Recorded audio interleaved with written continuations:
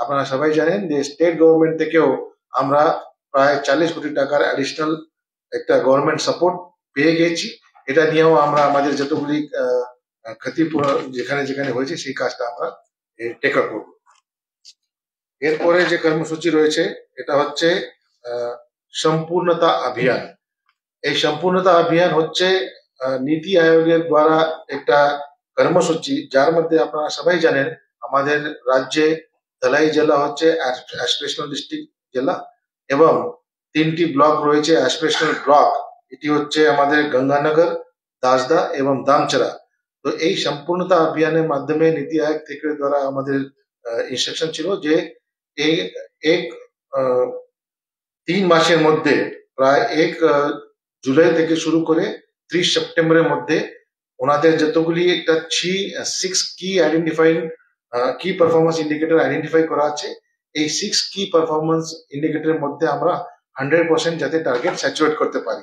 এই যে 6 কেপিআই কি পারফরমেন্স ইন্ডিকেটর ছিল, একটা ছিল হেলথ, এডুকেশন, এগ্রিকালচার, নিউট্রিশন, এই সমস্ত ধরনের এখানে যতগুলি আমাদের এখানে স্কুল আছে এর মধ্যে ফাংশনাল ইলেকট্রিসিটি, স্কুলের মধ্যে সবাই বাচ্চাকে টেক্সট বুক দেওয়া, আমাদের যতগুলি মদাররা আছে ওরা পোষণ ওনাদের যে সাপ্লিমেন্টারি নিউট্রিশন আছে সেটা দেওয়া, সঙ্গে সঙ্গে হেলথের মধ্যে আমরা যতগুলি নন কমিউনিকেবল ডিসিজ আছে যার মধ্যে হাইপার টেনশনের ক্ষেত্রে স্ক্রিনিং এবং সুগারের ব্লাড সুগারের ক্ষেত্রে স্ক্রিনিং, এটার স্ক্রিনিং করা প্লাস ওনাদের এএনসি রেজিস্ট্রেশন করা। এই সমস্ত 6টা বিভিন্ন ধরনের যে কেপিআই ছিল আপনারা জানলে খুশি হবে। ত্রিপুরা রাজ্যের টার্গেট 3 মাসের টার্গেট ছিল, কিন্তু আমরা এই টার্গেটটা 2.5 মাসের মধ্যে করে ফেলেছি। আর এটার ক্ষেত্রে আমাকে নীতি আয়োগ শাবাশকি ওনাদের একটা টুইট করে ওরা প্রশংসাও করছে, যার মধ্যে প্রথম আমাদের রাজ্য এই সম্পূর্ণতা অভিযান সাকসেসফুলি কমপ্লিট করেছে। এরপরে যে কর্মসূচি রয়েছে এটা হচ্ছে আমাদের মেজর ফ্ল্যাগশিপ স্কিম, যে হচ্ছে Mahatma Gandhi national rural employment guarantee act programme. এই স্কিমের আওতায় আমরা 2024-25-এ যে লেবার বাজেট অ্যাপ্রুভ হয়েছে এটা হচ্ছে 3 কোটি পার্সেন্টেজ মানে ম্যান্ডেজ। এটার মধ্যে দিয়ে আমরা আজকে অবধি প্রায় 155 লাখ পার্সেন্টেজ, মোটামুটি 50% আমরা অলরেডি জেনারেট করে ফেলেছি। মোটামুটি 50% এটা আমাদের উমেন পার্টিসিপেশন দিয়ে আমরা এটা কাজটা করেছি। এই বছরে আমরা মোট 1.84 লাখ বিভিন্ন ধরনের প্রজেক্ট আমরা হাতে নিয়েছি, যার মধ্যে অলরেডি আমরা 0.99 লাখ মানে মোটামুটি 1 লাখ প্রজেক্টটা কমপ্লিটও করে ফেলেছি, আর বাকি 0.85 লাখ কাজটা আমরা চলছে। যদি ফাইন্যান্সিয়াল প্রোগ্রেস যদি বলি তো এই বছর 2024-25-এ আমাকে প্রায় 1282.59 করোড় টোটাল লেবার বাজেট অলোকেট করা হয়েছে ত্রিপুরা রাজ্যের ক্ষেত্রে, যার মধ্যে government of India central government already 766.24 crore টাকা রিলিজও করছে, প্লাস স্টেট গভর্নমেন্টের যে কন্ট্রিবিউশন ওটা হচ্ছে প্রায় মোট 43.38 করোড়। সো মোটামুটি 1282 মধ্যে আমরা 800 কোটি টাকা অলরেডি আমাদের টাকা পেয়ে গেছি।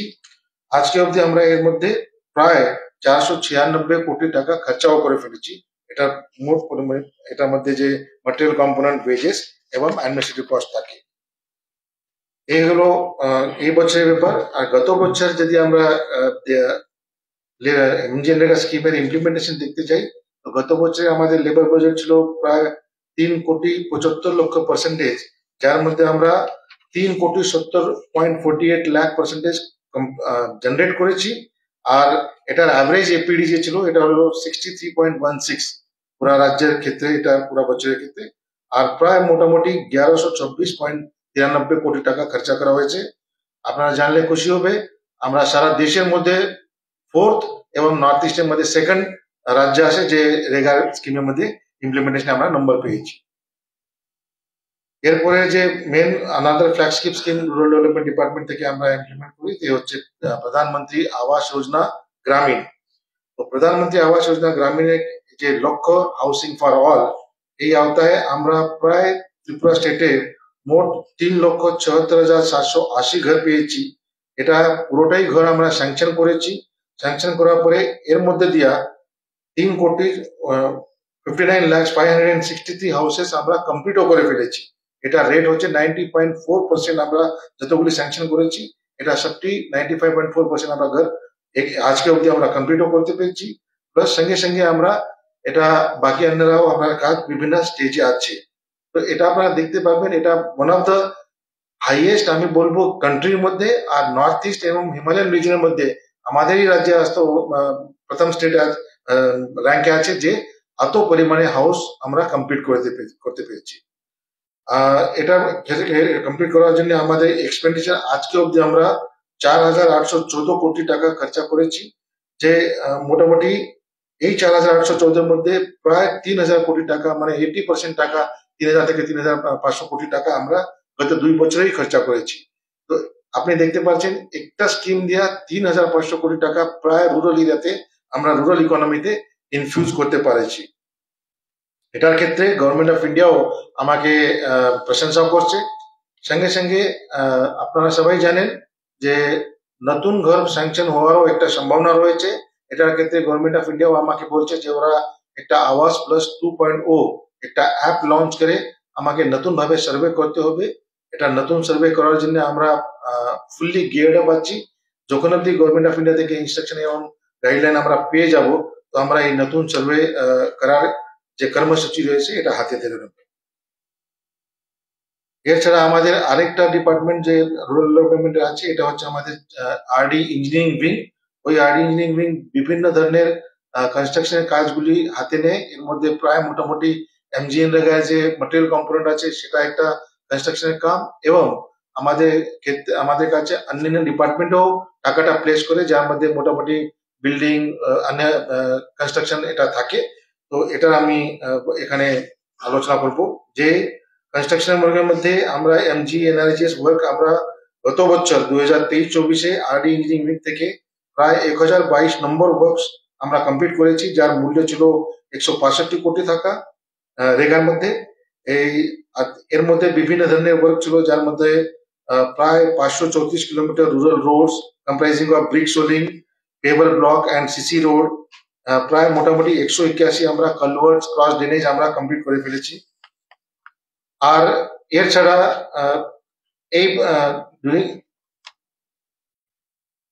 এই বছর আমরা প্রায় 1,220 কাজ হাতে নিয়েছি, যার মূল্য আছে প্রায় 278 কোটি টাকা এমজিএনআরজিএস মধ্যে।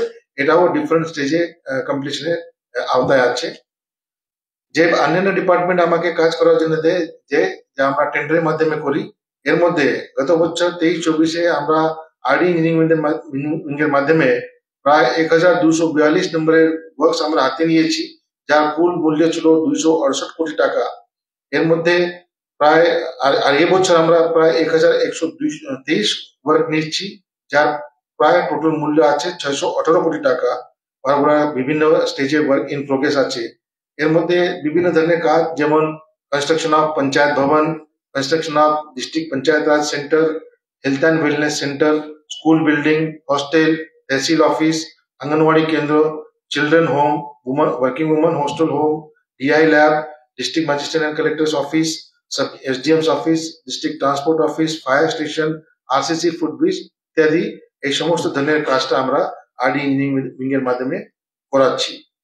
সঙ্গে সঙ্গে আরডি ইঞ্জিনিয়ারিং এর মাধ্যমে আমরা আরেকটা বড় কাজ এই বছর আমরা করতে পারছি, যে ত্রিপুরা স্পেস অ্যাপ্লিকেশন সেন্টারের মাধ্যমে আমরা প্রত্যেকটি আমাদের যতগুলি জিপিবিসি রয়েছে, টোটাল আমাদের 1,176টি গ্রাম পঞ্চায়েত এবং ভিলেজ কাউন্সিল রয়েছে, ওনাদের বাউন্ডারি জিও স্পেশাল টেকনোলজির মাধ্যমে আমরা বাউন্ডারি চিহ্নিত করছি, আর এটা চিহ্নিত করার পরে আপলোডও করেছি সফটওয়্যারের মধ্যে। এটা করার পরে এটার একটা লাভ হবে যে আমাদের পুরোটাই গ্রাম পঞ্চায়েত এবং ভিলেজ কমিটির যতগুলি প্ল্যান আছে, এই অ্যাকশন প্ল্যান আমরা অ্যাকচুয়াল জিও স্পেশাল বাউন্ডারির মধ্যে করে ওনাদের যে 3টা রিজের অ্যাপ্রোচ থাকে আমাদের, যে upper ridge, middle ridge, lower ridge, এই হিসাবে আমরা প্ল্যানিং করে কাজটা হাতে ধরতে পারি। আগামী বছর থেকে আমাদের রেগার কাজটা করতে আমাকে অনেক সুবিধা হইব, যেতে রেগার কোনটা প্রজেক্ট কোন জায়গাতে নেমু, সোর্সের আপার রিজে নেমু, মিডল রিজে নেমু বা লোয়ার এরিয়াতে নেমু, এটা কিভাবে নেমু, এই সমস্ত ধরনের প্ল্যানিংটা আমরা করতে পারবো। এটাতে আমার এটা কাজে লাগবে। এর ছাড়া আমাদের গ্রামীণ উন্নয়ন দপ্তর থেকে আরো একটা ইম্পর্টেন্ট দপ্তর আছে, যে হচ্ছে ত্রিপুরা রুরাল লাইভলিহুড মিশন। এর মাধ্যমে আমরা প্রায় আমাদের যে সেলফ হেল্প গ্রুপ ফরমেশন এবং আমাদের যে এসএসজি দিদি রয়েছে ওনাকে ডিফারেন্ট লাইভলিহুড অ্যাক্টিভিটির জন্য আমরা সাহায্য করি, যার মধ্যে আপনারা জানলে খুশি হবে আজকে অবধি আমরা প্রায় 52,135টি সেলফ হেল্প গ্রুপ তৈরি করতে পেরেছি, যার মধ্যে প্রায় 4,72,438 আমাদের এসএসজি দিদি রয়েছে। আর এই এসএসজি দিদি থেকে আমরা এই গ্রুপ থেকে আমরা প্রায় 2,336 ভিলেজ অর্গানাইজেশন আর 139 ক্লাস্টার লেভেল ফেডারেশন ও তৈরি করতে পারছি। For women led enterprise development আমাকে এমওআরডি 10টি ব্লকের মধ্যে মাইক্রো এন্টারপ্রাইজ ডেভেলপমেন্ট স্কিম আর 4টি ব্লকের মধ্যে start up village entrepreneurship scheme programme এটা আমাকে স্যাংশন করেছে, সেটারও আমরা কর্মসূচি হাতে নিয়েছি। প্রায় গত বছর 23-24 থেকে শুরু করে এই বছর অবধি এখন অবধি আমরা প্রায় 34.61 crore টাকা আমরা রিভলভিং ফান্ড হিসাবে এসএসজি কে দিতে পারছি। এর মধ্যেই সেম গত বছর থেকে শুরু করে আজকে অবধি আমরা 234.85 crore কমিউনিটি ইনভেস্টমেন্ট ফান্ড হিসাবে টাকা এসএসজির কাছে আমরা ডিসবার্স করেছি।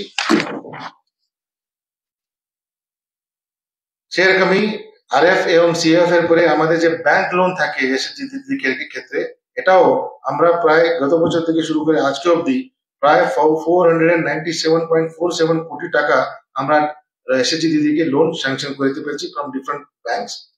তো অ্যাট প্রেজেন্ট আমাদের যে 4,72,738টি এসএসজি দিদি রয়েছে এটার ক্ষেত্রে ওনাকে জেন্ডার রিলেটেড রাইটস অ্যান্ড এন্টাইটেলমেন্টস কে একটা অ্যাওয়ারনেস করা, প্লাস জেন্ডার রিলেটেড আপনারা সবাই জানেন জেন্ডার রিলেটেড ভায়োলেন্স থাকে, জেন্ডার রিলেটেড অনেক ইস্যুস থাকে যে social welfare social education department বা অন্যান্য ডিপার্টমেন্টও এর সঙ্গে জড়িত, কিন্তু ডিআরএলএম এর পদ্ধতি উদ্যোগ নেওয়া এবং ন্যাশনাল রুরাল লাইভলিহুড মিশনের উদ্যোগ নেওয়া ওরাও বলছে যাতে আমাদের এসএসজি দিদিও এই পার্টিকুলার সেক্টরের ক্ষেত্রে যাতে অবগত থাকে, প্লাস ওনাদের রাইটস কি আছে ওরা কি কি পেতে পারে এটার একটা অ্যাওয়ারনেস এরকম একটা মুভমেন্ট ওরা শুরু করছে যাকে বলে নারী চেতনা কেন্দ্র।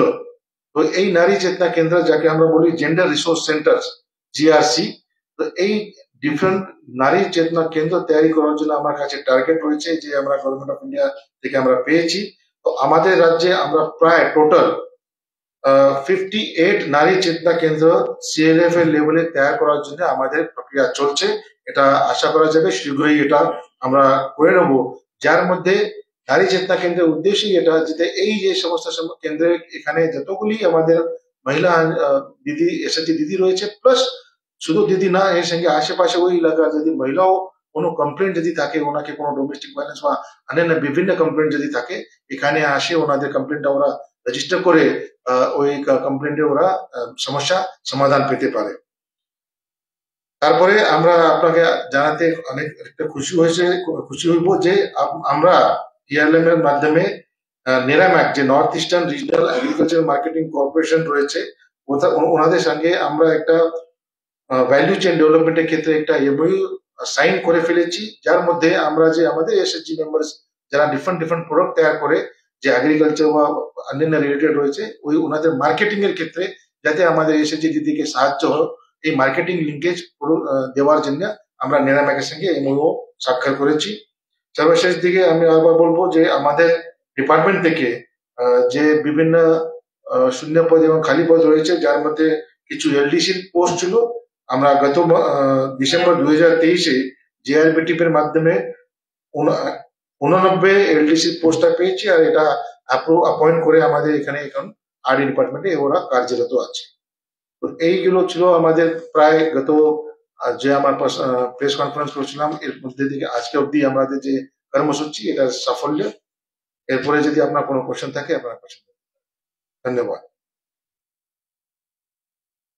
প্রধানমন্ত্রী আবাস যোজনায় 2018 সাল থেকে এখন 2024 গ্রামীণ এলাকায় শহর এলাকার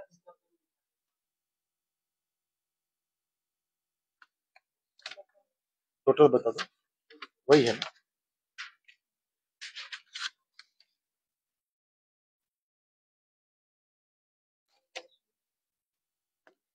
इसमें कितना ऐड होगा?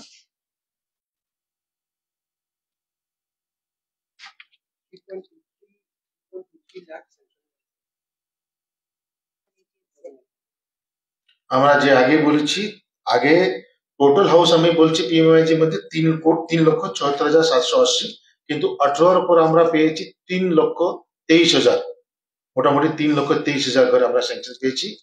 আর সবাই হাউস কিন্তু আমরা স্যাংশন করে কনস্ট্রাকশন চলছে। আবাস এটা হচ্ছে গ্রামীণ, ইয়েস স্যাংশন হয়েছে। আর আরবানের যে আছে আরবান ডিপার্টমেন্ট এটা বলতে পারে।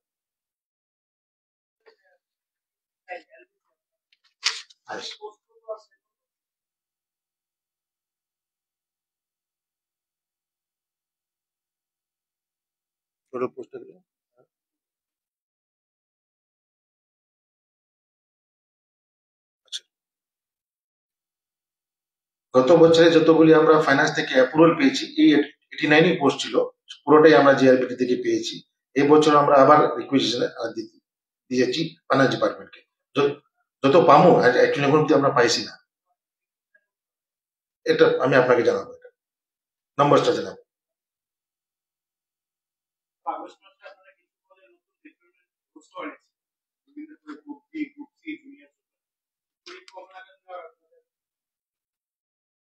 এটা মানে ওই রুলস গুলি যে নোটিফাই হয়েছে, এটা শুধু মানে যার মধ্যে পিআরটিসি স্ট্যাটিউটারি যে আমরা এনরোলমেন্ট করছি, এটা নিয়ে আমরা শুধু সংশোধন করছি। এটা অ্যাজ অ্যান্ড ওয়েন যখন অব্দি পোস্ট খালি হইব প্লাস ফাইন্যান্স ডিপার্টমেন্ট স্যাংশন করবে, সে সময় আমরা এই মাধ্যমে নেব, এর লেগে এই রুলসটা নোটিফাই করছি।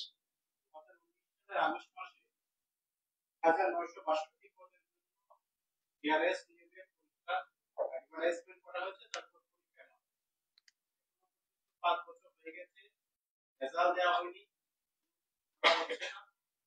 বর্তমান স্ট্যাটাস রয়েছে 2019 সালের 8ই আগস্ট সেটা আপনারা অ্যাডভার্টাইজমেন্টটা দিয়েছেন, পরীক্ষা হয়েছে 1962 টাকা।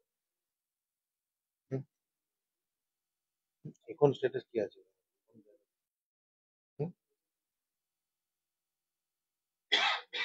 এটা আমি আপনাকে জানাবো, স্ট্যাটাসটা কোন কোন জায়গাতে আছে এটা।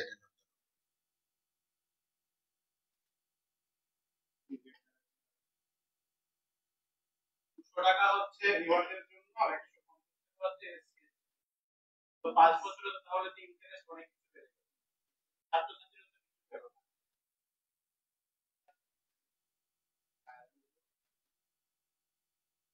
এটা আমি তথ্য দিয়ে কালেক্ট করে আপনাকে জানাবো।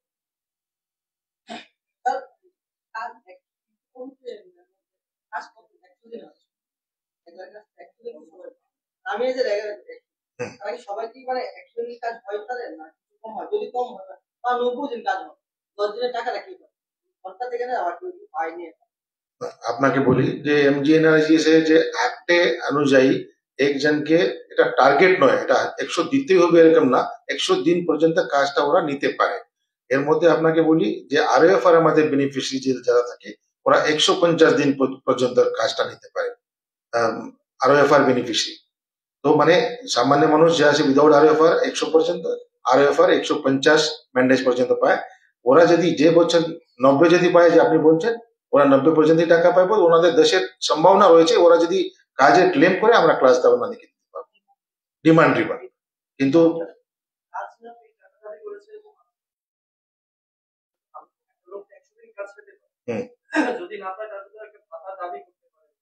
ওরা যদি আমাকে ডিমান্ড করে, ওই ডিমান্ডের পরে আমরা যদি ওনাকে 15 দিনের মধ্যে কাজটা যদি না দিতে পারি, তাহলে ওনার আনএমপ্লয়মেন্ট অ্যালাউন্সের প্রশ্ন চলে আসবে।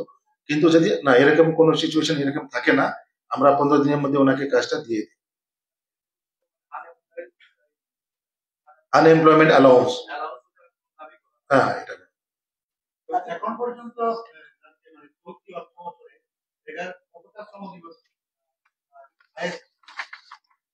আমরা এখন অব্দি এপিডি 31 ম্যান্ডেজ করে ফেলেছি, আজকে অব্দি আমরা 31 আছি, 31 আছে।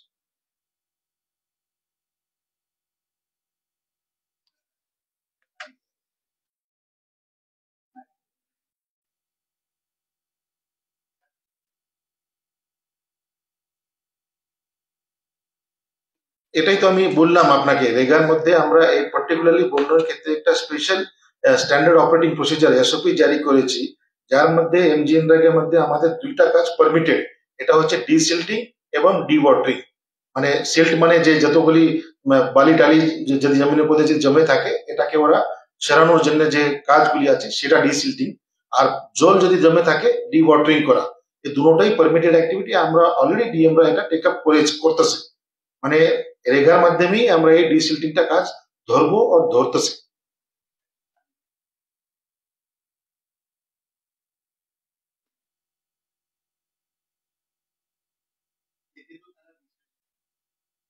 ওনাদের জমিনে আমরা কাজটা ধরতে পারি রেগা থেকে, ওনাদের জমিন আমরা ঠিক করে দেবো। প্লাস ওই করার জন্য ও নিজেরও তো একটা ম্যান্ডেজ, নিজেরই জমিনতে কাজ করতে পারে, তো সেও পাবে, সঙ্গে সঙ্গে অন্যরা যারা ওয়ার্কাররা আছে সে সব মিলিয়ে ম্যান্ডেজটা পাবে। কৃষি জমি, কৃষি জমি, কৃষি জমি। আরেকটা প্রশ্ন, এনজিএন রেগাতে তো নিয়ম অনুযায়ী যন্ত্র জেসিবি টিসিবি ব্যবহার করে কাজ করা যায় না। কিছু কিছু ক্ষেত্রে কিছু কিছু পঞ্চায়েতে তো এই ধরনের অভিযোগ প্রায়শই উঠছে। এই অভিযোগের পরিপ্রেক্ষিতে কোনো ব্যবস্থা গ্রহণ করা, কোনো ধরনের জরিমানা করা বা কোনো ধরনের হয়েছে? না, ওয়েজেসের কাজের ক্ষেত্রে কোনো যন্ত্রপাতি ইউজ করার ইনস্ট্রাকশন নাই, এরকম আমার কাছে ইনস্ট্রাকশন নাই। কিন্তু হতে পারে, হতে বলে না যে আমাদের ম্যাটেরিয়াল ওরিয়েন্টেড কাজ থাকে, এখানে যন্ত্রপাতি ইউজ হয়। যেমন ব্রিক সোলিং যদি আমরা করি তো এটাকে রোল রোল নিয়ে আগে প্লেন করতে হয়, এখানে যন্ত্রপাতি আমরা ইউজ করতে পারি। কিন্তু অ্যাডমিনিস্ট্রেটিভ ম্যাটেরিয়াল ওরিয়েন্টেড যে কাজ আছে সেটাই ওয়েজেসের যে 60% ওয়েজ কাজ করে, 40% আমরা ম্যাটেরিয়ালের কাজ করি। তো 60% যে কাজ আছে সেখানে কোনো যন্ত্রপাতি ইউজ করতে পারবে না। কিছু কিছু ক্ষেত্রে পুকুর খননের সময় জেসিবি টিসিবি ব্যবহারের অভিযোগ আসে। এক্ষেত্রে আপনাদের কাছে কি পুকুর কাটা এটা তো শ্রম দিবস তৈরি করে, জেসিবি ব্যবহার করা যায় না বা ইয়ে ব্যবহার করা যায় না, এরকম আমার কাছে ন্যাশনাল লেভেল মনিটর সব ওরা ইন্সপেকশন লেগে আসে, আমাদেরও টিম ভিতরে ভিতরে যায়। যেখানে যেখানে আমরা এরকম কোনো অভিযোগ পাইছি না, যেখানে পেয়েছি এটা ইনকোয়ারি করেছি, অম্বুডসপারসনও আমার ইনকোয়ারি করে সেটাও আমাকে জানায় সব বিষয়ে। আরেকটা আরেকটা বিষয়, রেগার কাজ দুর্নীতি হয়েছে কিনা দেখার জন্য ন্যায়পাল 8টা থেকে 8জন ন্যায়পাল দিতে হবে। তাদের ক্ষেত্রে বিভিন্ন সময় অভিযোগ তারা কাজটা করতে পারে না বা তাদেরকে সাপ্লাই মানে যে তথ্য দেওয়া হয় না। এই ক্ষেত্রে ডিপার্টমেন্ট কি ন্যায়পালদের ন্যায় দেওয়ার ক্ষেত্রে বা দুর্নীতি রোখার ক্ষেত্রে রেগার কোনো কাজে সহায়তা বা এই ধরনের কোনো ন্যায়পালদের কাছে অম্বুডসপারসন, এই যে আপনি ন্যায়পাল বলছেন এটাকে অম্বুডসপারসন আমরা বলি। এটা আমরা 8টা জেলায় 8টা অম্বুডসপারসন থাকার কথা। তো ওরা সবসময় ইন্সপেকশন দেয়, প্লাস ওরাও নিজের যে কমপ্লেন ওরা রিসিভ করছে সেটাও ইনকোয়ারি করে। তো ওই যে নিজের যে ইনকোয়ারি করে 3 মাসের রিপোর্ট আমাকে এবং চিফ সেক্রেটারি স্যারকে ওরা দেয়। প্রসঙ্গে ওরা ফাইনও করছে, ফাইন রিকভারও করা হয়েছে, এটাও আমাদের কাছে এরকম রিপোর্ট আসে।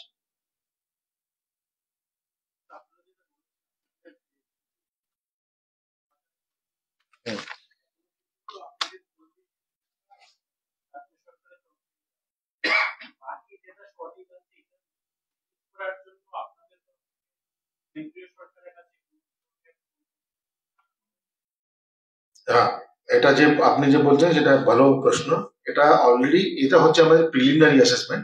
হাউএভার এই প্রিলিমিনারি অ্যাসেসমেন্ট আমরা শুধু এক ডিপার্টমেন্ট না, সবাই সমস্ত অন্যান্য ডিপার্টমেন্ট মিলিয়ে রেভিনিউ ডিপার্টমেন্ট এক লোকে এই গভর্নমেন্ট অফ ইন্ডিয়ার কাছে পাঠাচ্ছে। আমরা আলাদা করে আমরা পাঠাইনি, আমরা আমাদের রিকোয়ারমেন্ট ওনাকে দিয়ে দিচ্ছি, সঙ্গে সবাই মিলিয়ে ওরা গভর্নমেন্ট অফ ইন্ডিয়ার কাছে পাঠাচ্ছে। গ্রামীণ বাড়ি তাদের সকলকে ঘর পাওয়া যাওয়ার জন্য আবেদন করেছে তাড়াতাড়ি বা এস আর্লি অ্যাজ পসিবল করার জন্য আপনাদের আমরা টেক আপ করছি, প্লাস যখন যখন আমাদের মিটিং হয় সেখানে এখানে আমরা এটা রাখছি ওনার সঙ্গে, যাতে আমাকে তাড়াতাড়ি ওরা এর উপরে আমাকে কিছু দিশা নির্দেশ দেয়। এটা অপেক্ষায় আছি। সঙ্গে যে বললাম, আমার মনে হয় যে আরো যে ঘর নতুন পাবো এর মধ্যে দিয়ে আমরা কিছু আরো আশা পেতে পারি, যত বেশি আরো নম্বর আমরা পেয়ে যাবো। প্রধানমন্ত্রী আবাস যোজনায় একটা প্রতি মানুষে 1,30,000 টাকা দেবো।